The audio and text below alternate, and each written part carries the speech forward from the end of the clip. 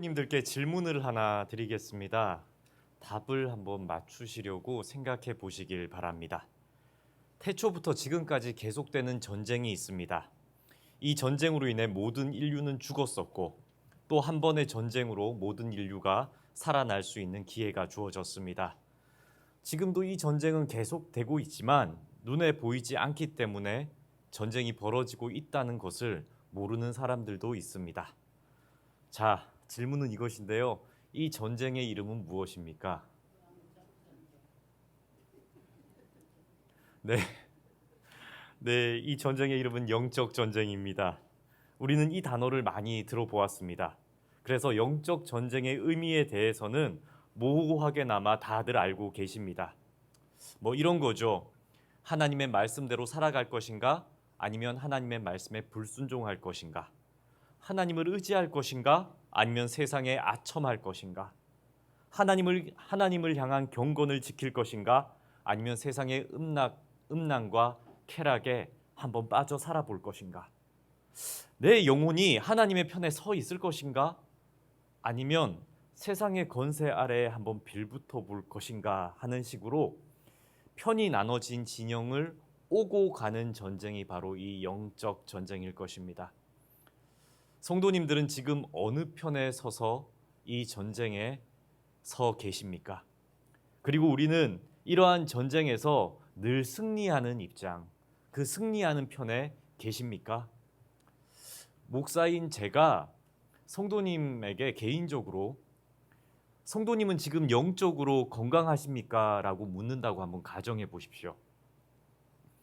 혹 저도 이제 모르고 질문을 드릴 수 있는데 만약에 이 질문을 받은 성도님이 큰 재중에 있었다고 한번 가정해 보겠습니다. 그리고 그 당사자가 죄송합니다. 성도님이시라면 성도님께서는 성도님들 지금 영적으로 건강하십니까? 라는 질문에 목사님, 실은 제가 깊은 재중에 있습니다. 라고 용감하게 말씀하실 수 있으신지요? 마귀는 현대사회를 살아가는 기독교인들에게 교묘하게 속이는 것이 하나 있습니다. 그것은 범죄한 성도로 하여금 그 죄를 짓게 된 이유는 너만의 모자람, 너만의 잘못, 너만의 부정함 때문이라고 속이는 것입니다. 죄를 짓게 되면 죄를 짓도록 유혹한 마귀의 잘못은 쏙 빼버리고 유혹에 걸려 넘어진 어쩌면 피해자인 인간에게만 그 잘못을 모두 전가시킨다는 것입니다. 그래서 스스로 수치스럽게 만들고 자신이 현재 처한 영적인 어려움이나 상처를 말하기를 부끄럽게 만들어 버린다는 겁니다. 그거 네가 한 거잖아. 일찍 그 잘못을 꺼내놓고 털어놓았다면 함께 자비하신 하나님께 기도함으로 다른 선한 방법으로 해결할 수 있었을 것입니다. 하지만 마귀는 그 영적인 문제를 골마 터질 때까지 숨기도록 하는 것입니다. 그러므로 우리는 영적 전쟁에 넘어져서 죄를 짓게 되는 데에는 우리 당사자의 실수뿐 아니라 왜 넘어졌다고요? 마귀의 계략이 그 전에 있었음을 알아야 한다는 것입니다. 베드로 사도는 베드로전서 5장 8절에 이렇게 말씀합니다.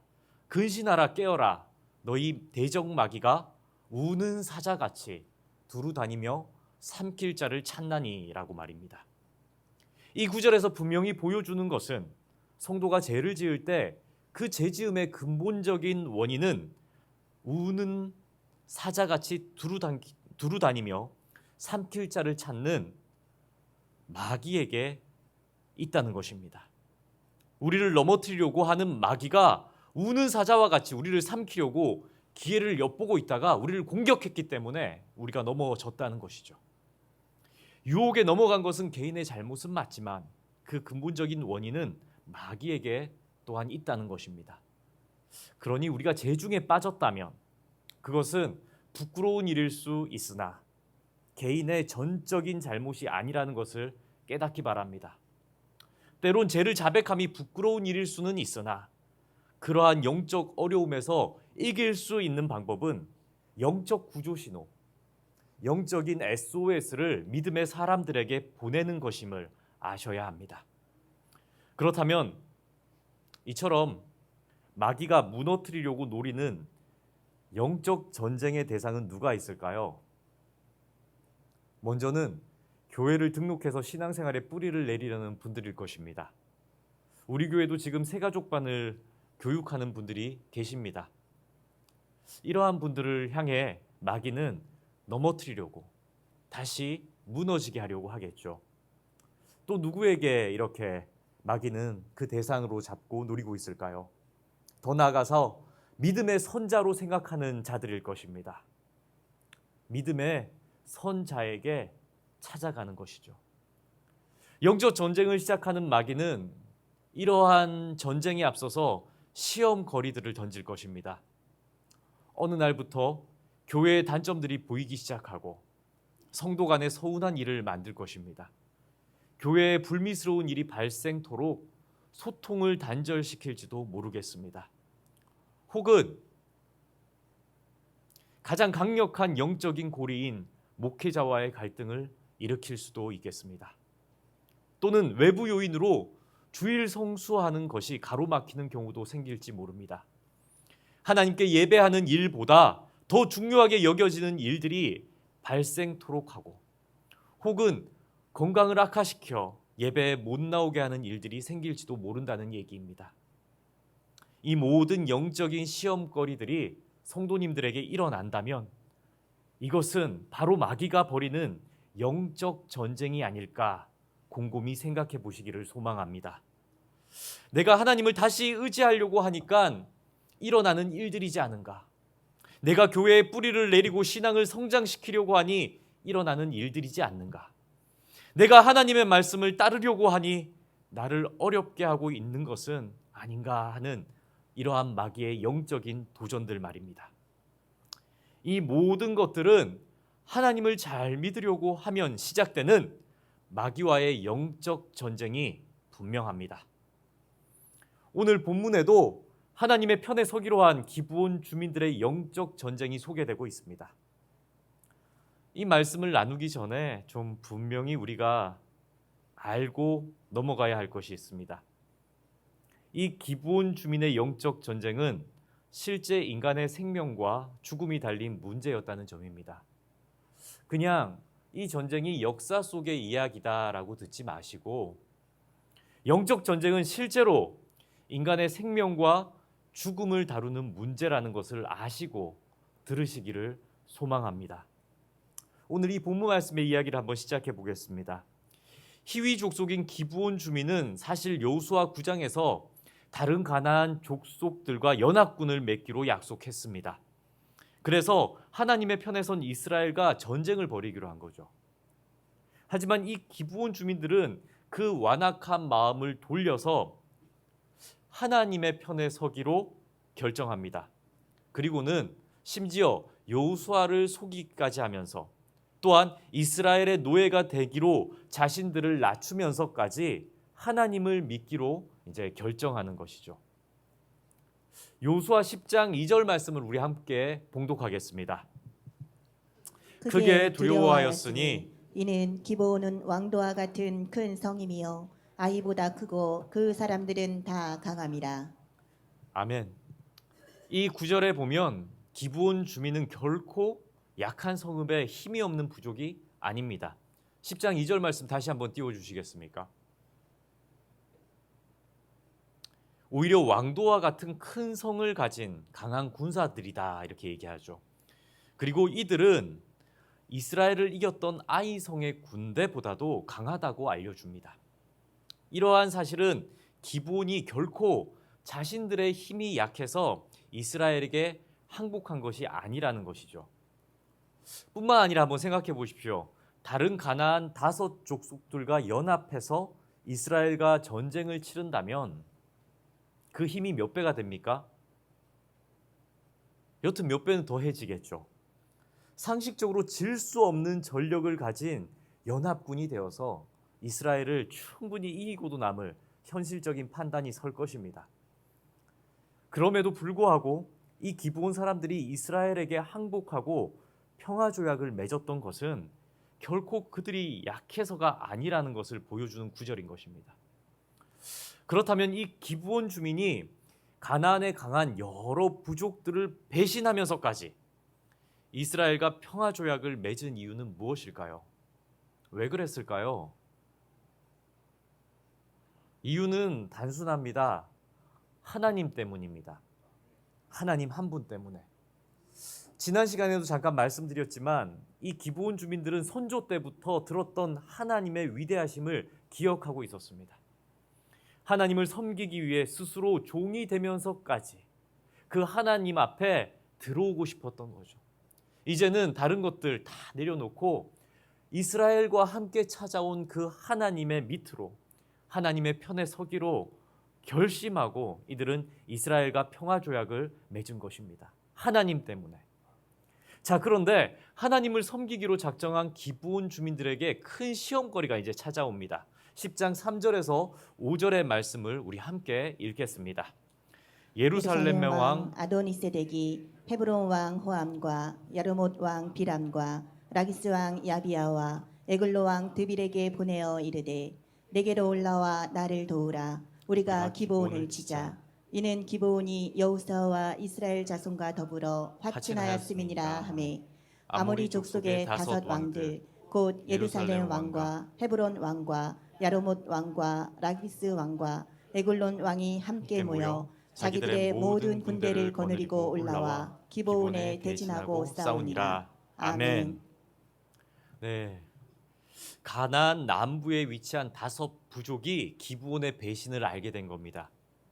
그래서 예루살렘 왕 아도니세덱을 중심으로 해서 악한 연합군이 형성되는 거죠. 하나님을 대적하는 연합군. 이 5 부족이 연합해서 어떻게 하냐면 배신자 기브온을 진멸하기 위해서 군대를 보내는 것입니다. 자, 한번 생각해 봅시다. 이 전쟁을 전까지만 해도 같은 편이었습니다. 그런데 기브온이 누구의 편으로 돌아섰습니까? 하나님의 편으로 돌아섰습니다. 하나님의 편에 돌아서자 나머지 5 부족이 어떻게 합니까? 연합해서 기브온 네가 라고 하면서 그들을 진멸시킬 군대를 보내버립니다. 자, 이러한 상황 앞에서 기브온 주민들은 어떤 마음이 들었을까요? 우리는 그냥 이 구절을 읽으면서 순식간에 전쟁이 벌어진 것으로 이렇게 볼 수도 있겠지만 전쟁이 시작되기까지는 기브온 주민들에게 많은 고민과 또 선택할 수 있는 시간도 어쩌면 있었을 것입니다. 기브온은 단일 왕정 국가가 아니라 여러 명의 장로들로 그 리더들이 구성되어 있습니다. 장로회가 있다는 거죠. 다시 말해서 한 명의 리더십으로 결정이 이루어지는 것이 아니라 많은 리더들이 회의를 거쳐서 의사결정이 이루어지는 시스템의 나라입니다. 그렇다면 이 리더들 중에 어떤 이들은 이 가나안 연합군이 몰려와서 자신들을 진멸시킨다는 소식을 듣고는 어떤 생각을 할까요? 이 기브온의 생존이 달린 전쟁을 눈앞에 두고 현실적인 판단으로 안 되겠다. 이러다가 우리가 먼저 죽겠다. 다시 가나안으로 승복하자. 가나안 연합군으로 우리 다시 돌아가자. 이러한 의견을 내었을 수도 있었겠죠. 기브온이 아무리 강하다고 한들 이 5 부족 가나안 연합군을 이기기는 불가능하기 때문입니다. 설령 또 이긴다 한들 그들이 감수해야 할 피해는 어마어마할 것입니다. 이제껏 이웃으로 지내던 이들과의 전쟁은 그 마음에도 얼마나 큰 상처가 되겠습니까? 가나안군과의 전쟁을 앞둔 이 기브온은 2 가지 선택지가 있습니다. 1번은 이스라엘을 배신하고 다시 가나안 부족들과 연합하는 것이죠. 그렇게 한다면 지금 쳐들어오는 5 부족과의 전쟁은 치르지 않아도 됩니다. 현실적으로 합리적인 선택입니다. 하지만 이 선택을 하면 다시 찾은 하나님, 다시 선택한 하나님, 다시 만난 하나님을 그들은 부인해야 하는 선택입니다. 2번은 이스라엘과의 평화 조약을 믿고 이스라엘에게 원군을 요청하는 것입니다.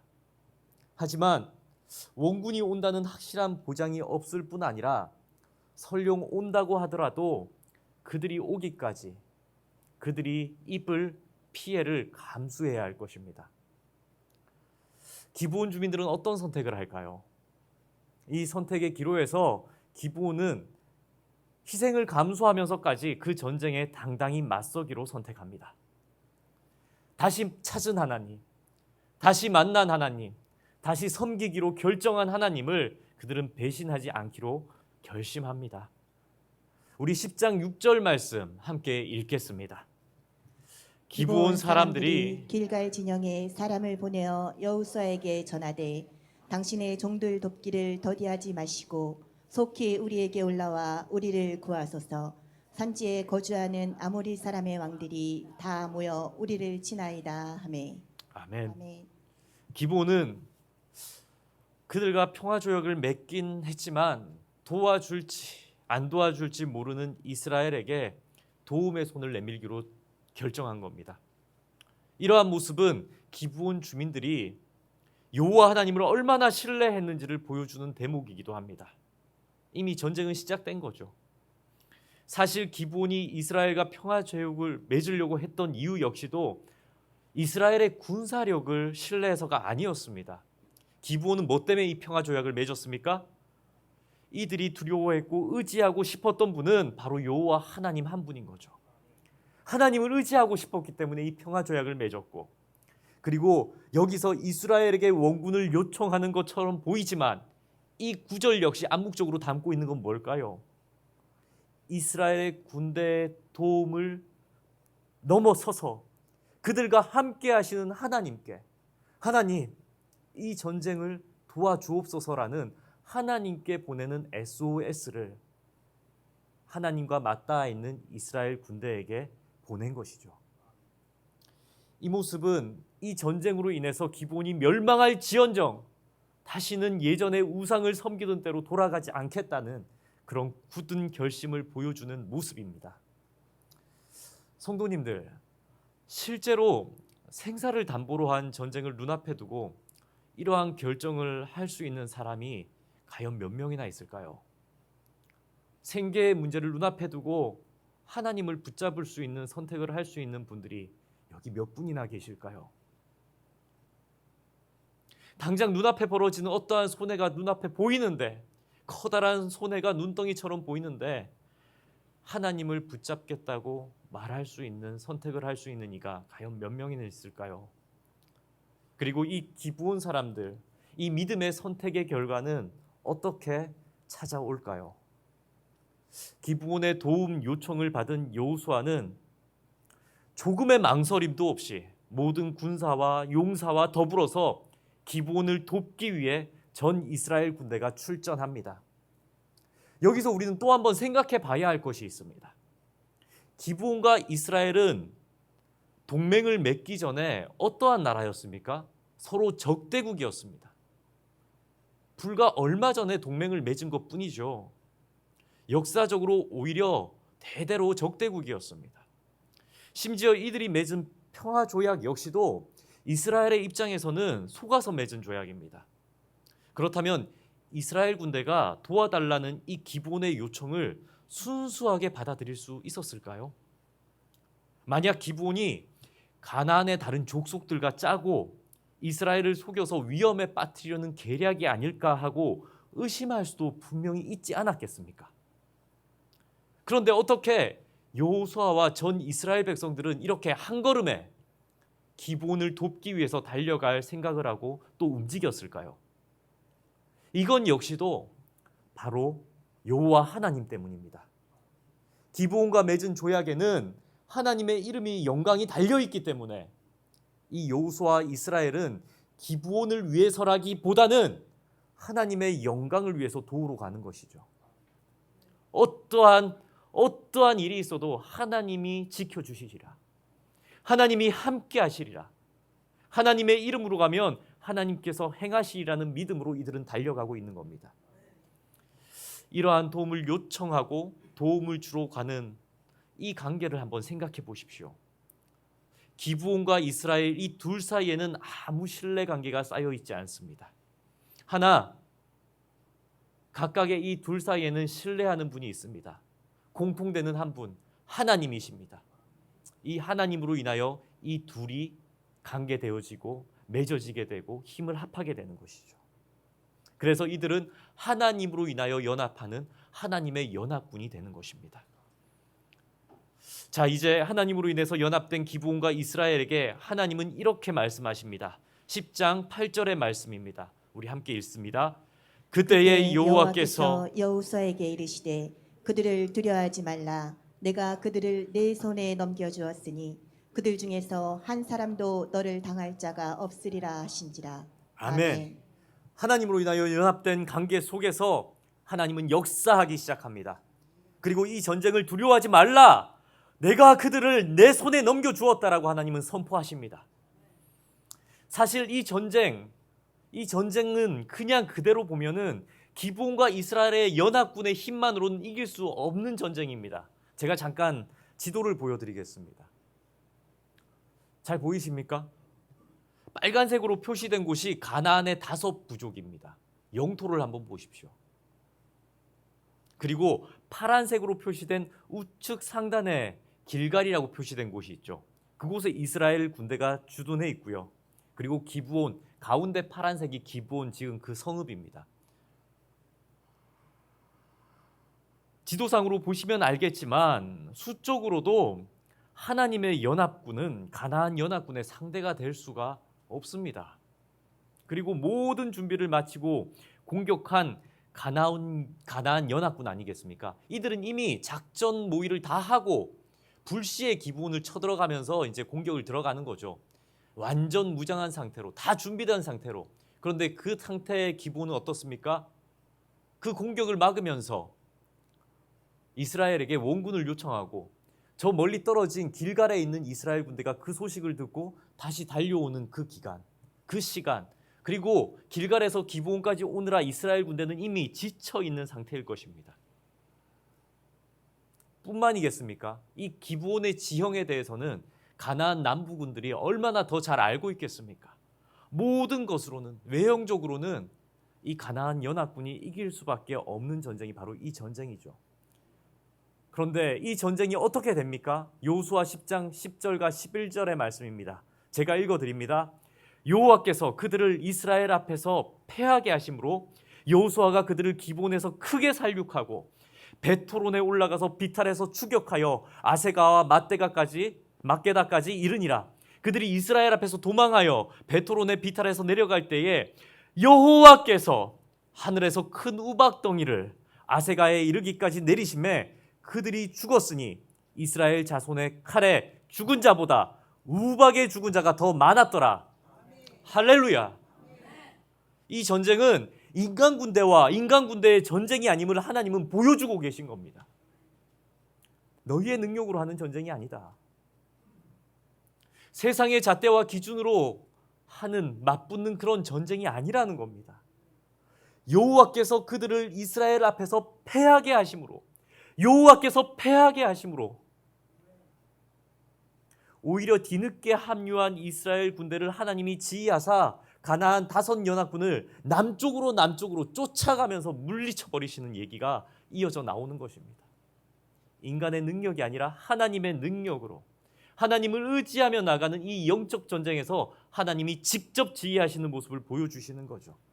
그리고 11절 말씀에 하늘에서 큰 우박덩이를 내리시매라고 말씀하시는데 이스라엘 자손의 칼에 죽은 자보다 우박에 죽은 자가 더 많았더라라고 성경은 말씀합니다. 무엇을 얘기합니까? 인간의 능력이 아닌 하나님이 직접 개입하시사 하나님의 초자연적인 능력으로 다 이겨버리셨다. 그리고 이 우박이 내리는 장면을 한번 생각해 보십시오. 큰 우박이 하늘에서 떨어지는데 적군과 아군이 뒤섞여 전쟁하고 있을 것인데 그 큰 우박들이 마치 조준사격하듯이 적군들만 물리쳤다. 적군들만 죽였다라고 말씀하지 않습니까? 이것을 인간의 셈으로 어떻게 설명하겠습니까? 이 모든 일들은 하나님께서 저들 대신에 전쟁을 치러주셨다는 뜻이죠. 결국 이 전쟁은 하나님을 의지한 그리고 하나님의 이름의 명예를 지키고자 참여한 하나님의 연합군의 승리로 끝이 납니다. 사랑하는 성도님들, 오늘 이 말씀이 저희에게 들려주시는 메시지는 매우 단순합니다. 하나님의 연합군과 세상의 연합군의 전쟁을 한번 보라는 것입니다. 그리고 그 속에 담긴 영적 전쟁의 결과를 보고 믿으라는 것입니다. 세상의 악한 세력은 때론 믿음을 시작하는 이들을 이처럼 공격할지 모릅니다. 그리고 그러한 공격 앞에서, 이 영적 전쟁 앞에서 두 가지 선택지가 손에 쥐어질 겁니다. 하나님을 그래도 붙잡을 것인가, 다시 세상과 타협할 것인가 하는 두 가지 선택지입니다. 그때 하나님을 붙잡는다면 반드시 하나님의 의로운 사람들을 통해서 하나님은 도움을 주신다는 메시지가 바로 이 본문 속에 들어가 있는 것이죠. 기브온에게는 이스라엘 군대가 하나님의 도움의 손길이었습니다.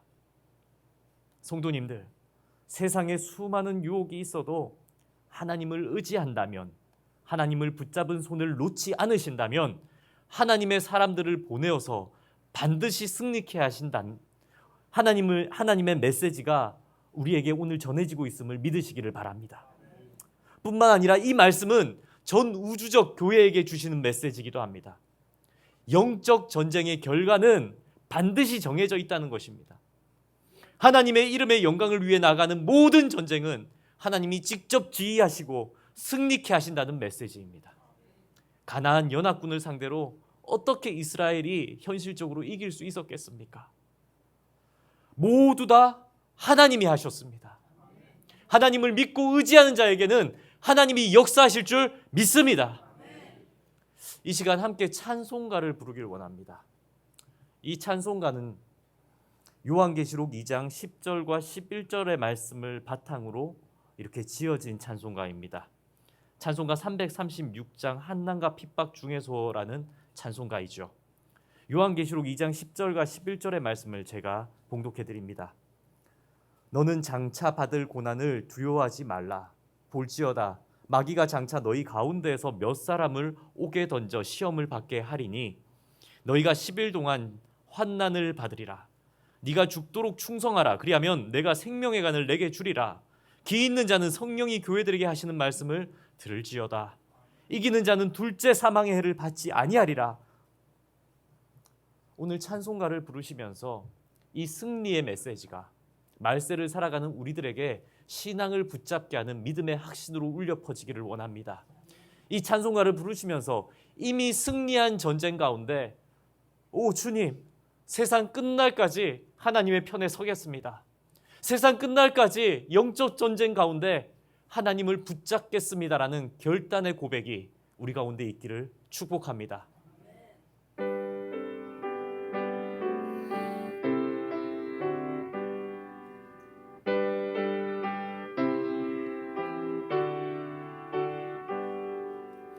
환난과 핍박 중에도 성도는 신앙 지켰네. 이 신앙 생각할 때에 기쁨이 충만하도다. 성도의 신앙 따라서 죽도록 충성하겠네. 옥중에 매인 성도나 양심은 자유 얻었네. 우리도 받으면 주어도 영광되도다. 성도의 신앙 따라서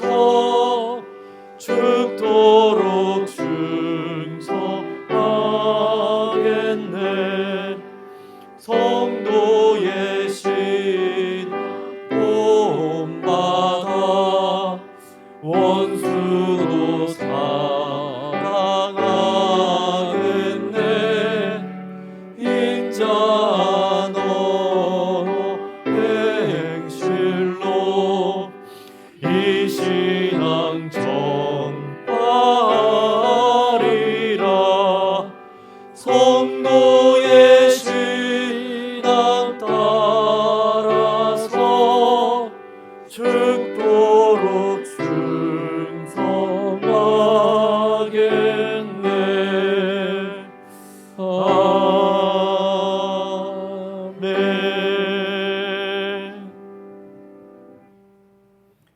하늘에 계신 하나님 아버지, 저희는 이 땅을 살면서 늘 영적 전쟁 앞에 두려워 떠는 존재임을 고백합니다. 때론 마귀들의 유혹 앞에 넘어지는 존재임을 그 또한 자백합니다. 기브온 주민에게 믿음을 주신 주님, 이 시간 우리에게도 믿음을 더하여 주옵소서. 이스라엘을 통해 승리의 영광을 맛보게 하신 주님, 저희로 하나님의 승리를 바라볼 수 있는 기회를 허락하여 주옵소서. 한빛교회가 영적 전쟁 앞에서 하나님을 더욱 붙잡게 하시고 늘 하나님의 편에 서서 행할 수 있도록 인도하여 주옵소서. 모든 성도들의 삶을 인도하사 저희로 의로운 길을, 저희로 사랑이 가득한 길을, 그리고 생명을 얻는 그 좁은 길을 걸어가게 하옵소서. 이 모든 간구 우리 주 예수 그리스도의 이름으로 기도드립니다. 아멘.